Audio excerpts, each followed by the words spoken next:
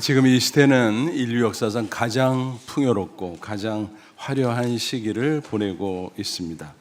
과학기술의 발달로 신기한 것들이 속속 등장하고 있죠. 게다가 의학의 발달로 사람들의 수명은 늘어나고 심지어는 120세까지 살 수 있다, 그런 전망까지 있습니다. 하지만 그 이면에는 어두운 그림자가 짙게 드리워져 있습니다.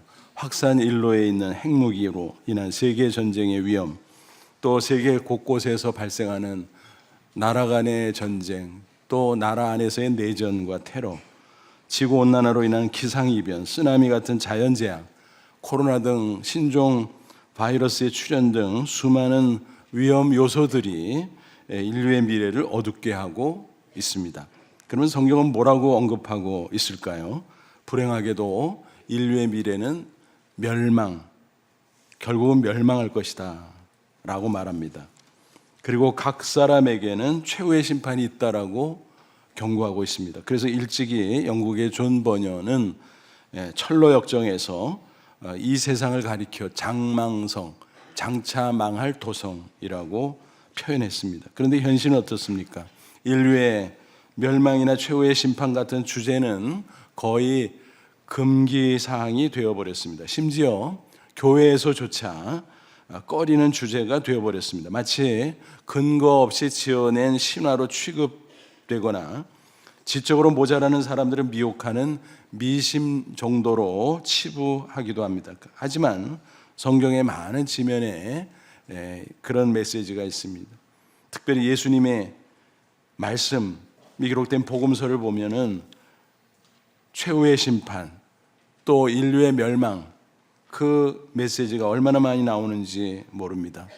또 그것에 대한 예고편적인 사건도 여러 가지로 등장하고 있습니다. 그 중에 하나가 바로 노아 홍수 사건이죠.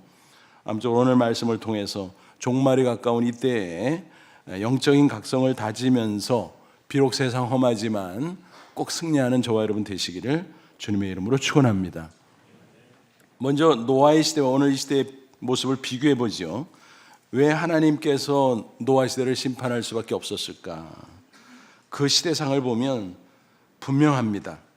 인간들이 생각부터 행동까지 속속들이 부패했습니다. 한마디로 데드라인을 넘어선 것입니다. 오늘 이 시대는 그때보다 나아졌을까요? 문명이 발전했으니까 근사해 보이고 그래서 나아졌다고 생각할 수 있지만 전혀 그렇지 않습니다. 예수님께서 예언하신 그대로 세상은 갈수록 죄악으로 가득 차고 있다라는 사실입니다. 예수님의 예언의 말씀입니다. 누가복음 17장 26절 27절. 노아의 때에 된 것 같이 인자의 때도 그러하리라. 인자는 예수님의 자기 칭호지요. 인자의 때는 바로 종말을 가리키는 것입니다. 노아가 방주에 들어가던 날까지 사람들이 먹고 마시고 장가들고 시집가더니 홍수가 나서 그들을 다 멸망시켰으며 그랬습니다. 종말이 임박할수록 그 마지막 임박한 때를 특별히 말세지말이라고 부르기도 하죠. 노아 시대처럼 인간은 죄 가운데 먹고 마시고 향락에 젖어들 것이다 라고 예언하셨습니다. 그리고 결국 심판이 있을 것이다 경고하셨습니다. 오늘 인간이 얼마나 음란하고 얼마나 폭력적인, 두말할 필요가 없죠. 겉보기에 그럴듯해 보이고 교양 있어 보이지만 속은 다 썩어 문드러졌다라는 사실입니다. 하나님은 분명 사랑의 하나님 맞습니다. 죄로 가득한 인간 오래오래 참아 주시죠. 동시에 하나님은 공의의 하나님입니다. 그러므로 오래 참으시되 영원히 참지는 않으십니다. 죄악이 극에 달하면 반드시 하나님의 심판이 있다는 사실입니다. 개인도 가정도 국가도 시대도 인류 전체도 마찬가지입니다. 그렇습니다. 세상은 반드시 최후의 심판을 맞이하게 됩니다. 노아의 시대는 홍수로 심판하셨지만 하나님이 그 후에 무지개를 보여주면서 다시는 물로 홍수로 심판하지 않겠다 약속하셨습니다. 그렇다고 심판이 취소된 건가요? 아니요. 심판은 이때 방식이 달라질 뿐입니다. 불심판이라고 했습니다. 이와 같은 심판의 필요성에 대해서 결코 우리는 의심해서는 안 될 것입니다. 사실 그대로 믿고 그에 대비해야 마땅할 것입니다. 여러분, 지구 종말 시계 둠스데이 클락이라는 게 있죠. 미국 시카고 대학교에서 발행하는 과학 잡지 표지에 매년 초 게재되는데 지구 종말의 날까지 얼마나 남았나 상징적으로 표시해주는 시계입니다.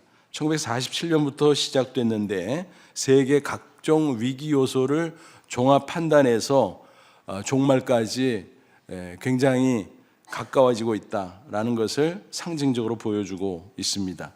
2024년 1월 현재 자정 90초 전입니다.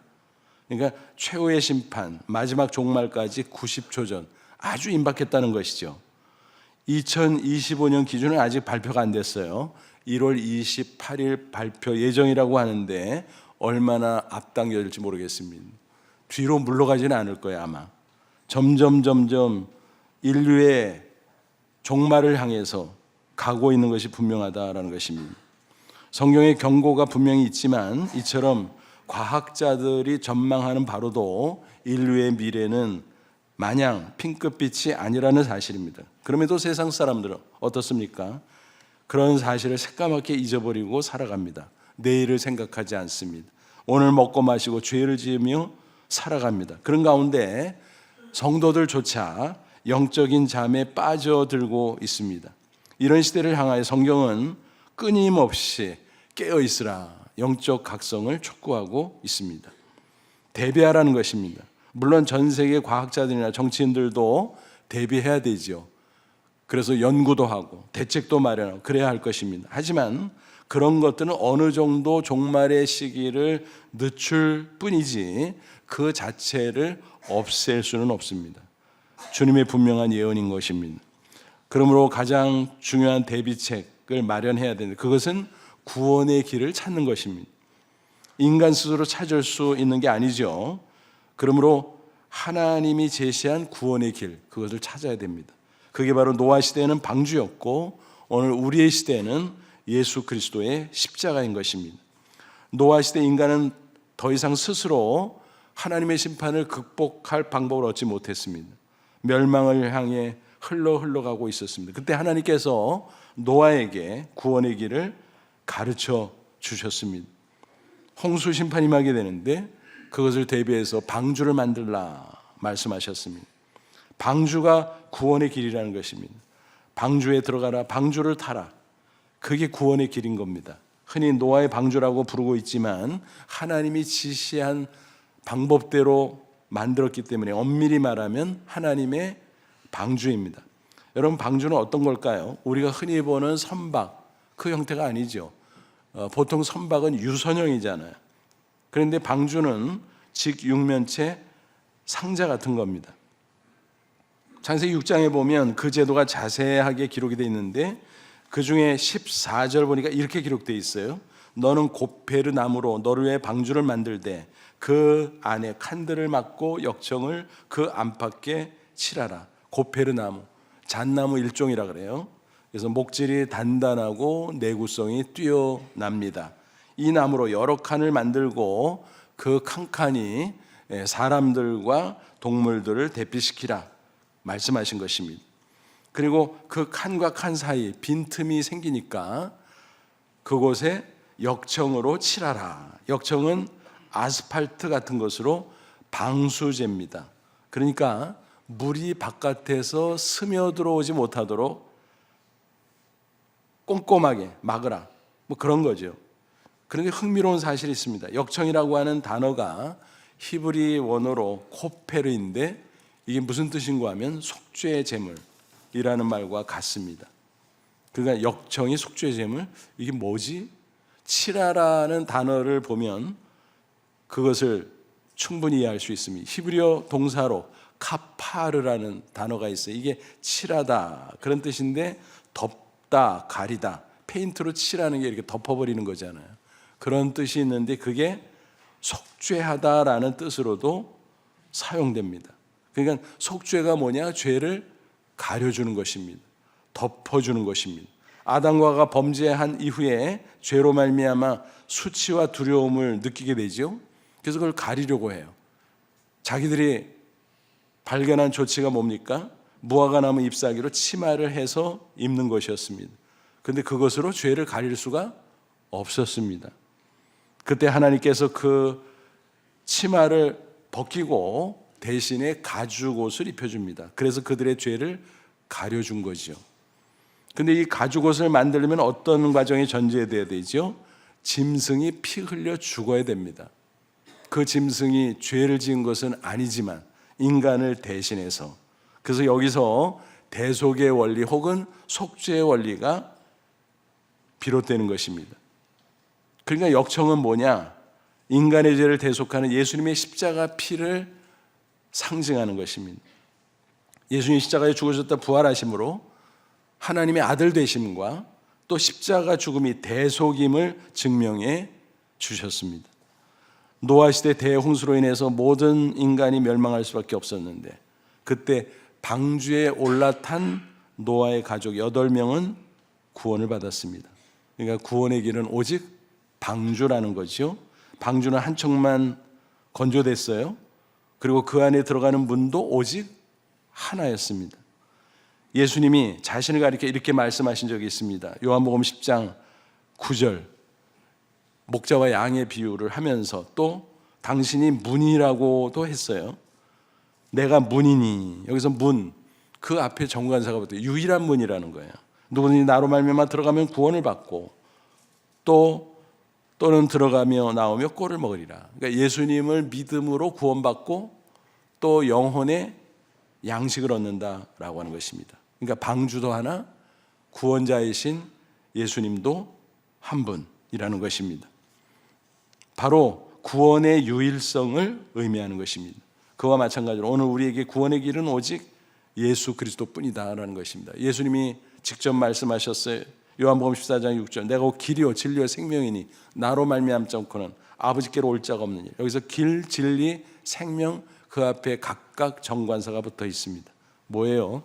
유일한 길이다, 유일한 진리요 생명이다. 그러므로 예수님을 통해서만 하나님을 만날 수 있고 예수님을 통해서만 천국에 들어갈 수 있다라는 것입니다.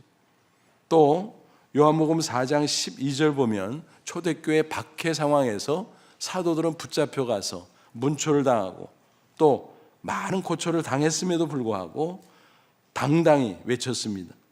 다른 이로서는 구원을 받을 수 없는 천하 사람 중에 구원을 받을 만한 다른 이름을 우리에게 주신 일이 없음이라 하였더라. 무슨 얘기입니까? 예수님만이 구원의 길이다라는 것입니다. 세계에는 수많은 종교들이 있죠. 그런데 크게 분류하면 두 가지예요. 하나는 자연 종교, 그리고 또 하나는 계시 종교라. 자연 종교는 인간이 자신의 이성을 가지고 신을 찾아 올라가는 거예요. 그런데 죄로 오염됐기 때문에 무지몽매해서 참 하나님을 만날 수가 없어요. 비껴나가죠. 그리고 하나님이 아닌 거짓 신을 만들어 놓고 섬기는 것입니다. 스스로. 이게 자연 종교예요. 계시 종교는 뭐냐? 참 하나님이 스스로 자신의 모습을 나타내 보여주는 게 그게 계시죠. 최대 계시는 바로 하나님의 아들이 인간의 몸을 입고 이 땅에 오시는 겁니다. 예수님이죠. 그래서 기독교가 유일한 참 계시 종교. 그래서 예수 그리스도를 통해서만 참 하나님을 만나고 구원받고 영생 얻고 천국에 들어간다라는 것입니다. 노아는요, 맑은 하늘 아래 하나님의 말씀을 듣고 120년 동안 방주를 만들었습니다. 믿음이 있었다는 거죠. 그 모습을 보면서 주변 사람들이 얼마나 조롱했을까. 저 영감님이 망령 들었나 봐. 하늘을 봐, 하늘을. 새파랗다. 비 한 방울도 안 온다. 아니 근데 무슨 큰 배를 만들어 비가 온대나 뭐 홍수가 있대나 이상해졌어. 아마 그렇게 조롱했을 겁니다. 하지만 이 방주가 유일한 구원의 길이 될 줄 그들은 몰랐던 거죠. 오늘도 많은 사람들이 예수 그리스도를 하찮게 생각합니다. 교회를 조롱합니다. 하지만 심판날에는 오직 예수 그리스도만이 유일한 구원의 길임을 비로소 깨닫게 될 겁니다. 하지만 그때는 때가 늦을 것입니다. 이 귀중한 사실을 미리 알고 미리 믿음으로 미리 구원받고 하나님을 만나고 영생을 얻어야 하는 것입니다. 저와 여러분 예수 그리스도가 하나님의 아들, 나를 위해 십자가에 죽었다 부활하신 구주인 것을 믿으십니까? 노아 가족이 방주에 들어갔던 것처럼 믿음으로 예수 그리스도 안에 들어가 구원의 참 축복을 받아 누리시기를 주님의 이름으로 축원합니다. 이렇게 예수님을 믿음으로 구원받은 성도는 마치 하나님의 방주를 타고 있던 노아 가족과 같다고 볼 수 있습니다. 그러니까 방주 안에 있던 것은 오늘 우리가 예수 그리스도 안에 있는 것과 같은 겁니다. 구원받은 성도는 하나님의 방주를 탄 것처럼 복되고 안전합니다. 노아 가족들이 그랬잖아요. 바깥에는 난리 소동인데 그 안에서 복되고 안전한 삶을 살아갔습니다. 그래서 이런 말이 있어요. 예수 그리스도 안에 있으면 오케이, 예수 그리스도 밖에 있으면 KO. 비슷하죠. 오케이, KO. 그런데 뜻은 정반대죠. 그렇습니다. 예수 안에 있으면 하나님께서 모든 것을 책임져 준다는 사실입니다. 그러나 예수 그리스도 밖에 있으면 보장이 없습니다. 보장이. 결국은 멸망을 향해 갈 수밖에 없다라는 것입니다. 그러므로 방주를 타는 사람은, 다시 말해서 예수 그리스도 안에 있는 사람은 구원받고 놀라운 하나님의 축복을 받을 수 있습니다. 여러 가지가 있지만 대표적인 것 세 가지를 요약해드려요. 첫째는 하나님의 인도를 받을 수 있습니다. 우리가 인생 살 때 어디로 갈지 잘 모르잖아요. 방황할 수밖에 없잖아요. 그런데 하나님이 직접 인도해 주신다는 말씀입니다. 방주 안에 있었던 노아 가족들 방향을 알 수 있었을까요? 전혀 모르지요. 운전대가 없었어요. 노도 없었어요. 닷도 없었어요.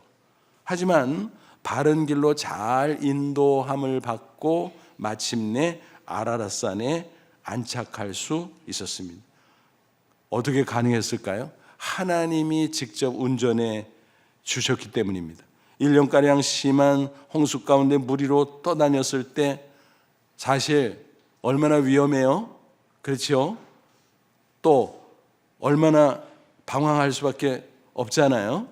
그런데 상하지도 않고 헤매지도 않고 정확하게 안전지대에 안착할 수 있었다. 그것은 바로 하나님의 인도 때문이었다는 것입니다. 우리가 이 세상을 살아갈 때 어떻습니까? 한 치 앞도 내다볼 수 없어. 불확실하잖아요. 세상이 발전하는 것 같은데 더 복잡해요. 더 불확실해요. 더 불안해요. 그 가운데 인생을 어떻게 살아가야 될지, 어디로 가야 될지 우리가 몰라서 방황할 때가 많이 있습니다. 하지만 우리가 믿음으로 예수 그리스도 안에 있으면 안심할 수 있습니다. 노아 가족이 방주 안에 있으니까 하나님의 인도함 가운데 안전할 수 있었던 것과 같습니다. 바른 길, 복된 길, 선한 길로 인도함을 얻을 수 있는 것입니다. 흔히 세상 사람들이 길을 찾아가는 방법 어떤 것들이 있을까요? 많이 발전해 왔어요. 옛날에는 길을 가다가 이리 가야 돼, 저리 가야 돼, 헷갈리면 뭐 하죠? 침 튀겨보죠. 원시적인 방법. 그 다음에는 동전 던져보죠. 앞으로 나오면 이쪽, 뒤로 나오면 저쪽. 어리석기 짝이 없죠. 인생을 살아갈 때도 그런 식입니다. 막연하게 운수에 맡기고 나가면 요즘 발전했잖아. 지도 보고 나침반 보고 그 시대를 또 뛰어넘어서 이제는 내비게이션 얼마나 좋아. GPS 인공위성으로부터 정보받아서 위치를 추적하고 신기해. 그런데요, 그것도 아직 불안전합니다. 좁은 골목길을 갈 때면 헤매요. 업데이트한 엉뚱한 대로 잘못 인도합니다. 그러니까 도로를 찾아가는 것도 그렇게 불안전해요. 인간의 수준은. 인생길을 찾아가는 것은 더더욱 불가능한 거죠. 그래서 완전한 하나님의 GPS가 필요하다는 것입니다. 성경은 하나님께서 하나님의 GPS를 작동시켜주고 있다는 사실을 우리에게 증거합니다. 그러므로 하나님을 신뢰하고 하나님을 의지하고 하나님을 따라가라고 말씀합니다. 잠언 3장 5절 6절 너는 마음을 다하여 여호와를 신뢰하고 내 명철을 의지하지 말라. 너는 범사에 그를 인정하라. 그러면 내 길을 지도하시리라. 하나님이 인도한다는 거예요. 그리스도 안에 있는 성도들은 그 인도하심을 따르면 안심할 수 있죠. 하나님이 인도해 주시는 구체적인 방법이 있습니다. 크게 두 가지예요. 말씀과 성령입니다. 시편 110편 105절 주의 말씀은 내 발의 등이요 내 길의 빛이니이다. 어두운 밤길을 걸어갈 때 어때요? 너무너무 어렵죠. 위험하죠. 근데 등불이 있다면, 빛이 있다면 잘 찾아갈 수 있죠. 말씀이 그 역할을 해준다라는 것입니다. 말씀을 읽고 묵상할 때 하나님의 뜻을 발견할 수 있고, 그래서 하나님을 믿고 의지하고 그 뜻대로 따라가면 올바른 길로, 복된 길로 나아갈 수 있다는 것입니다. 로마서 8장 14절에 보면 성령의 인도가 또 설명되죠. 무릇 하나님의 영으로, 성령으로 인도함을 받는 사람 곧 하나님의 아들, 하나님의 자녀라. 성도는 하나님의 자녀로서 예수님을 믿을 때 성령을 받아요. 그래서 그 마음속에 성령이 와 계시면서 말씀을 묵상할 때든지 또 기도할 때도 그러죠. 성령께서 내 마음을 두드리고 또 깨우침을 줘요. 야, 이게 하나님의 뜻이야. 그것이 이제 반복되면서 나중에는 확신을 주세요. 야, 이게 분명히 하나님의 뜻이야. 그 확신을 붙잡고 우리는 하나님의 뜻대로 인도함을 받는 것입니다. 그럴 때 우리는 방황하지 않고 바른 길, 좋은 길, 복된 길로 나아갈 수 있는 것입니다. 그러므로 여러분, 세상의 시류를 따라가지 마십시오. 내 생각이나 경험이나 지식을 지나치게 의존하지 마십시오. 그렇게 하다 오히려 자칫 엉뚱한 길로 잘못 갈 수 있다는 것을 기억하십시오. 성경은 경고하고 있습니다. 잠언 14장 12절. 어떤 길은 사람이 보기에 바르나 필경은 사망이네. 자기 생각에 이게 옳아. 그러고 가는데 나중에 가보니까 막다른 골목이고 사망의 길이고 망하는 길이고 그렇다는 거예요. 그러므로 오직 예수 그리스도 안에 거하면서 말씀의 인도를 받아야 됩니다. 성령님이 마음속에 깨우쳐 주시고 확신케 주시는 하나님의 음성을 들어야 할 것입니다. 이렇게 하나님의 인도함을 받아 살 때 불확실하고 불안한 세상이지만 우리는 바른 길, 좋은 길, 복된 길로 나아갈 수 있을 것입니다. 부디 그런 인도함을 받아 날마다 승리의 삶을 사시기를 주님의 이름으로 축원합니다. 둘째로, 노아의 가족은 방주를 타고 하나님의 보호를 받았습니다.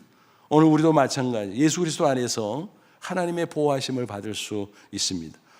홍수가 닥쳤을 때 온 세상에 난리가 났죠. 사람들과 짐승들은 무방비 상태, 속수무책으로 당황할 수밖에 없었습니다.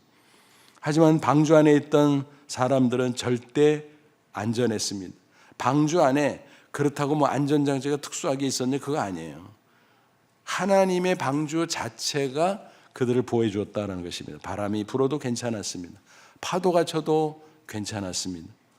우리가 상상하건대 야, 그렇게 비가 억수로 쏟아지고 홍수가 온 땅을 물바다로 만들었는데 방주가 흔들리지 않았을까? 흔들렸어요. 그런데 전복되지는 않았습니다. 파손되지는 않았습니다. 안전하게 보존될 수 있었습니다. 본문에 보니까 방주의 제도, 치수, 구조, 형태 등이 쭉 기록이 되어 있어요. 방주의 모양 앞서 이미 말씀드린 장방형, 즉 직육면체였습니다. 큰 상자처럼 생겼어요. 그렇다면 우리가 좀 의심스러우시, 야, 뭐 배도 아니고 유선형으로 멋있게 생긴 배도 아니고 큰 상자같이 생긴, 괴짝같이 생긴, 그게 40일 동안 비가 쏟아지고 온 땅에 물바다가 된 상황에서 난파되지 않고 뒤집히지 않고 견뎌냈다고? 진짜 가능했을까? 의아한 생각이 들 수도 있을 겁니다. 놀랍게도 그것은 가장 안전하고 가장 견고한 구조였다는 사실입니다. 왜요? 하나님의 방주니까요. 하나님의 아이디어로 만든 거니까요. 하나님은 전지전능하신 분이잖아요. 1993년 한국창조과학회 요청으로 해군사관학교 선박기술연구소에서 방주의 모형을 제작한 적이 있습니다. 축척 50분의 1로. 그걸 가지고 실험까지 했어요. 인공파도를 막 일으켜 봤어요. 그래서 얼마나 센 그리고 높은 파도를 견디나 보자. 그 방주 모형이.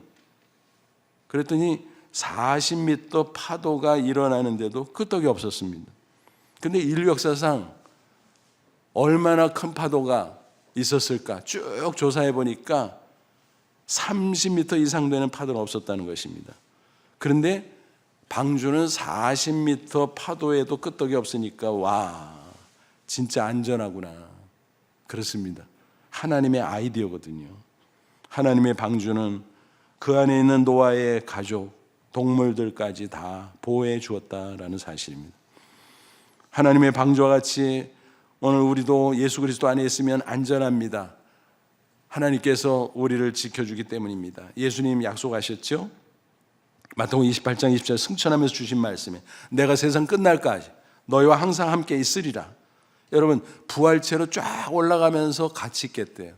그게 물리적으로 이해하면 이해가 안 되죠. 그럼 뭘까요? 내가 승천해서 하나님 보좌 우편에 있지만 대신 보혜사 성령을 너에게 보내주겠다. 하나님의 영인 성령을 통해서, 예수의 영인 성령을 통해서 너희들과 항상 함께 있겠다.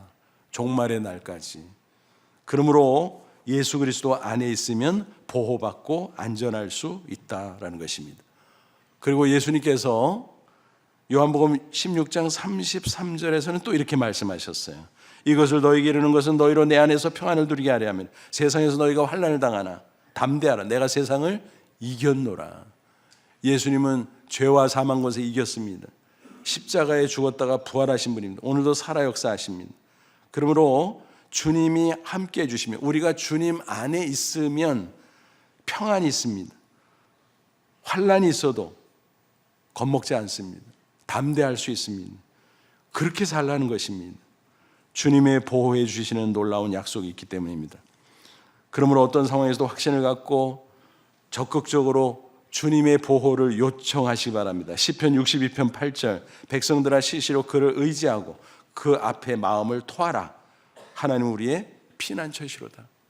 그러니까 방주처럼 우리의 피난처가 되시니까 하나님이, 예수 그리스도가 시시로 뭐예요? 수시로 필요할 때마다 아무 때나 얼마든지 주님을 의지하고 마음을 토해놔라. 마음껏 간절히 부르짖어 기도하라. 그러면 도와줄 것이다, 보호해 줄 것이다 라는 것입니다.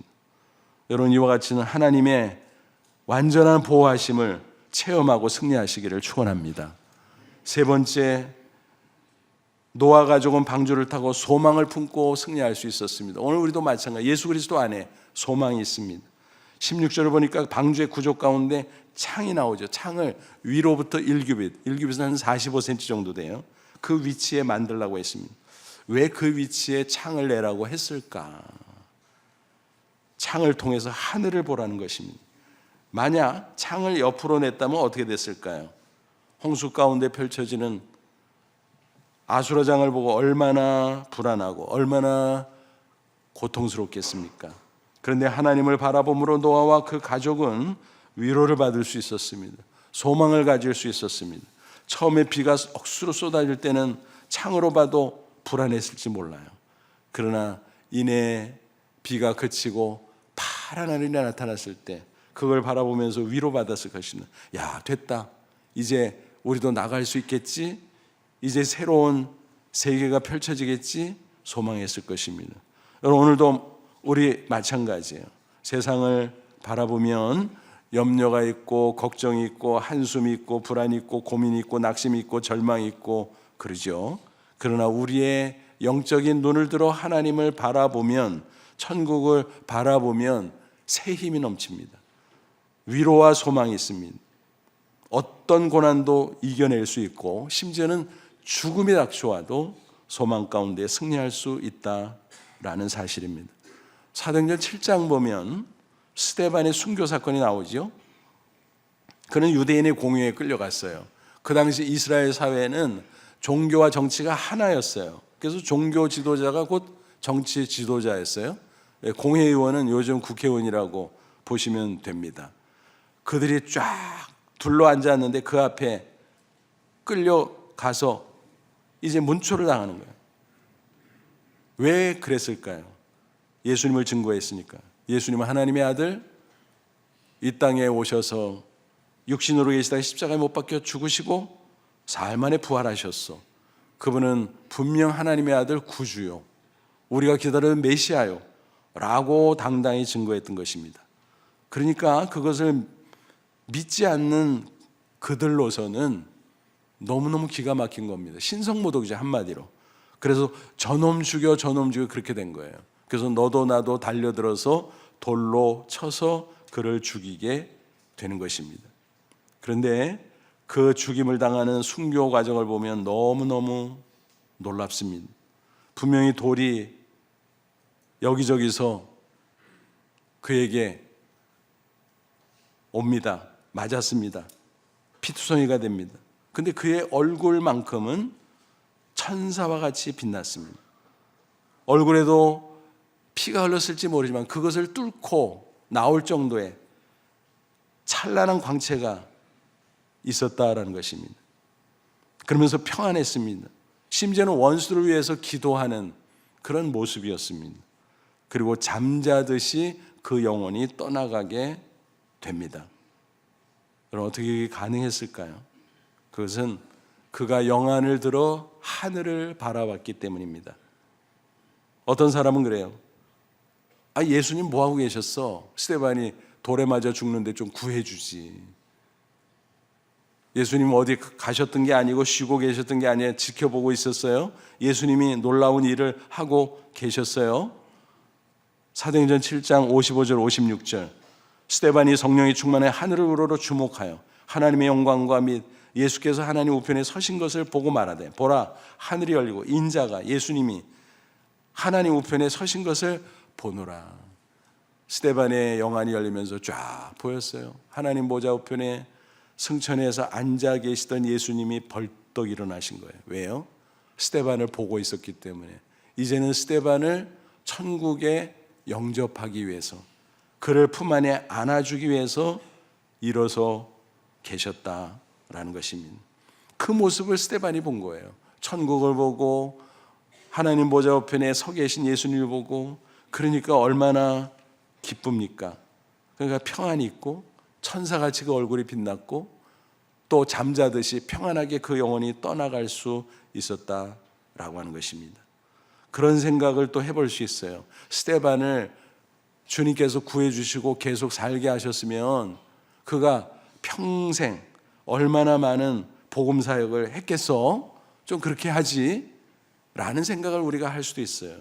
근데 여러분, 스데반은요, 순교를 통해서 자기가 오래오래 이 땅에 살아남아 있다고 가정할 때 했을 만한 일보다 더 크고 더 놀라운 일을 했다는 분명한 사실입니다. 어떻게 해요? 사울을 통해서. 잘 아시는 대로 그 현장에 사울이 있었잖아요. 사울은 핍박자였습니다. 그가 맡았던 일은 뭐지요? 돌로 처단할 때는 겉옷을 다 벗어던지고 하거든요. 그래서 그 겉옷을 맡아주는 사람이 있어야 되는데 사울이 그 역할을 맡아서 하고 있었습니다. 그러니까 스데반의 모습을 쭉 지켜본 거예요. 정확하게. 충격이었습니다. 왜 그랬을까요? 예수가 도대체 누구기에? 어떻게 저 스데반은 예수 때문에 저렇게 죽어가고 있는가? 분명히 겉으로 보면 피투성이가 돼서 비참한 것 같은데 저 얼굴은 어떻게 저렇게 천사처럼 빛난단 말인가? 어떻게 저렇게 잠자듯이 그 영혼이 떠나간단 말인가? 예수, 도대체 예수는 누구란 말인가? 아마 그런 충격과 의문이 그의 마음을 가득 채웠을 것입니다. 그런데 그걸 부정하고 싶었어요. 물리치고 싶었어요. 그러니까 오히려 더 이를 부득부득 깔면서 살기등등하게 예수 믿는 사람을 쫓아다니면서 핍박하게 되었다라는 것입니다. 그래서 그는 대장에게 체포영장을 발부받아서 각 도시로 다니면서 예수 믿는 사람을 끌어다가 감옥에 넣고 뭐 이런 짓을 했어요.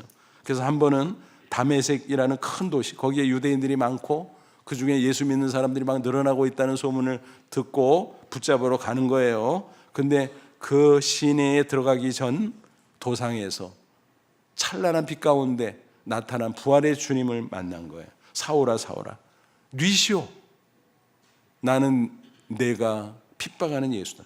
뭐요, 예수라고? 예수 당신이 살아있다고? 충격이었습니다. 야, 스데반이 예수 때문에 그렇게 순교했는데 예수가 살아있다고? 충격이었습니다. 그 찬란한 빛 가운데 눈도 멀었습니다. 혼자 거동할 수가 없어서 옆에 있는 사람들이 부축해서 시내로 들어갑니다. 그리고 몇 날 며칠 식음을 전폐하고 치과합니다. 한편 주님께서는 아나니아라고 하는 제자를 보내지요. 그래서 그 사울에게 복음을 제시하고 세례를 주고 안수해서 그 눈병도 고쳐줘라, 그렇게 말씀하셨어요. 처음에는 아나니아가 너무너무 황당해요. 아니 그 악명 높은 사울에게 가라고요? 나 큰일 나라고. 그래 가라, 내가 시키고 명하는 것이다. 사울은 장차 복음을 위해서 귀하게 쓰임받을 하나님의 그릇이다. 그래요? 아나니아가 순종하죠. 갔습니다. 형제 사울아, 안수합니다. 눈에서 비늘 같은 게 떨어지고 시력을 회복하죠. 복음을 듣고 회심하죠. 세례받고 놀랍게 변한, 당장 복음을 증거하기 시작하죠. 그리고 나중에 스스로 사울이라는 이름을 바울로 바꾸잖아요. 그 바울 사도가 아시아와 유럽과 나중에는 로마까지 가서 세계 복음화에 어마어마한 기초를 놓지 않았습니까? 오늘 사실은 바울의 그 사역의 열매가 우리에게까지 이어진 것입니다. 그런데 거슬러 올라가면 그 위에 스데반이 있었다는 사실 우리 잊지 말아야 됩니다. 하나님은요 절대 손해보지 않아요. 비록 스데반이 순교했지만 천국에서 더 영광스럽게 빛나는 모습으로 우리를 기다리고 있을 것입니다. 잠언 14장 30절에 이렇게 증거합니다. 악인은 그 환난에 엎드려져도 의인은 그 죽음에도 소망이 있느니라. 고난이 와도 소망 가운데 승리할 수 있고 죽음이 닥쳐도 소망 가운데 천국에 들어갈 수 있습니다. 죽어도 천국인 것입니다. 이처럼 하나님의 방주를 타면 노아 가족처럼, 또 우리가 예수 그리스도 안에 있으면 이제는 모든 삶에서 하나님의 인도하심과 보호하심을 받고 소망 가운데 당당히 승리할 수 있다는 사실입니다. 그리고 결국은 천국에 들어갈 줄로 믿습니다. 한마디로 말해서 예수 그리스도 안에 있으면 전부를 얻는 것입니다. 전부를. 옛날 미국에 큰 부자가 있었어요. 아들과 함께 살고 있었는데 명화를 수집하는 취미를 갖고 있었습니다. 그런데 그 아들이 월남전에 참전을 합니다. 그 아들은 남달리 용감해서 다른 전우를 구하려다가 장렬히 전사합니다. 어느 날 한 젊은이가 찾아왔습니다. 눈물을 흘리며 말합니다. 아버님, 저는 아드님을 구해준 병사입니다. 아드님이 구해준 병사입니다.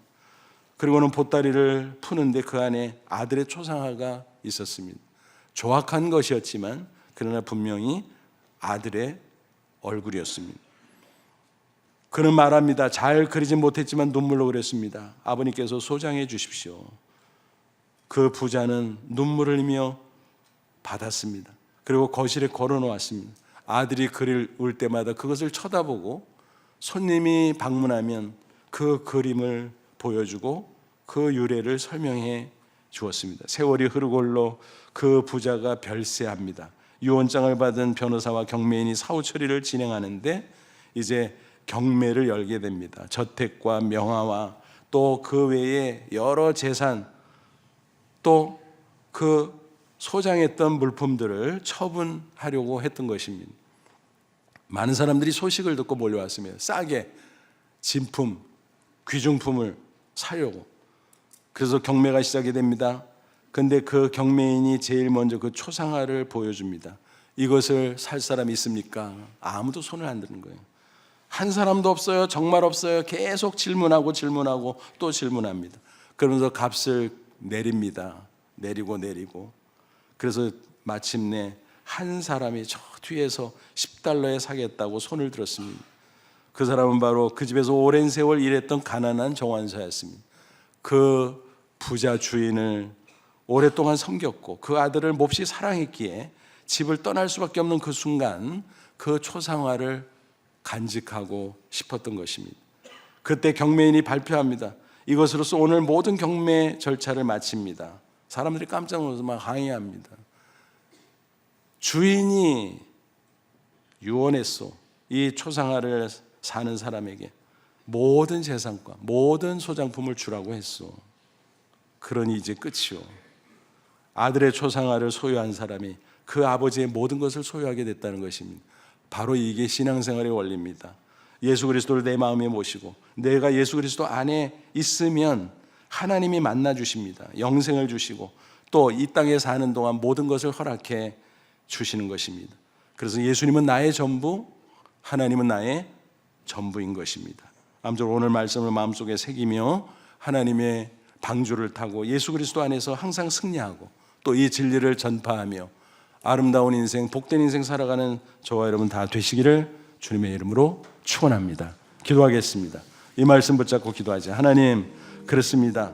하나님의 방주를 타고 예수 그리스도 안에서 영생을 얻었으니 험한 세상 살지라도, 말세지 말 패역한 세상 살지라도 하나님의 인도하심, 보호하심 얻게 하시고 또 소망 가운데 승리하게 하시고 죽어도 천국임을 확신하고 당당하게 살다 천국에 들어가는 저희들이 되기를 원합니다. 복음의 증인으로 살기를 원합니다. 우리 다 같이 간절한 마음으로 잠시 기도합니다. 하나님, 우리 아버지 고맙고 감사합니다. 오늘도 진리의 말씀으로 우리를 가르쳐 주니 감사합니다. 노아 가족처럼 하나님의 방주를 타고 예수 그리스도 안에서 살기를 원합니다. 인도해 주옵소서, 보호해 주옵소서. 소망을 품고 고난도 능히 이기게 하시고 죽음이 닥쳐도 두려워하지 않냐고 천국을 소망하며 나아가는 저희들이 될 수 있도록 역사해 주시고 이 세상 사는 동안 이 놀라운 복음의 진리를 많은 사람에게 증거하는 저희들 되게 해 주시옵소서. 예수님의 이름으로 기도하옵나이다. 아멘.